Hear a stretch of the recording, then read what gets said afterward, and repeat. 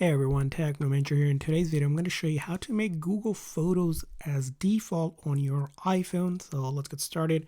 Now, if you're using iCloud Photos but want to move over to Google Photos, first thing is go ahead and download Google Photos from the App Store. If you haven't done so, just search up Google Photos and then you need to download the app itself. So Google Photos, you'll need the app on your iPhone, which you can grab from the App Store right here. This is the app you want. Now, once you have installed the app, the next thing you want to do is go over to your setting and then click on your Apple ID account here and then click on iCloud and then Photos. And in this section, you want to make sure you download and keep originals selected.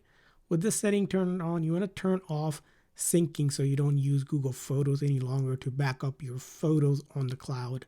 That is, again, optional. You can always use both at the same time, but if you don't want to use it, you can turn that off. And now this time we're going to open up Google Photos.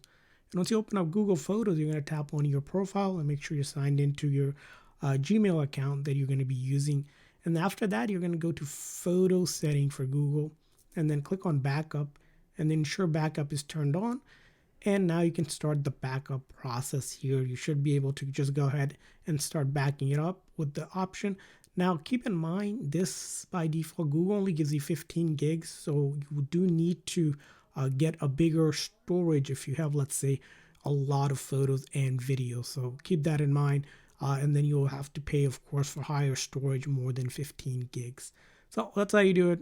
I hope this video was helpful. So please consider a like and subscribe button for more tips and tricks. We'll see you guys next time.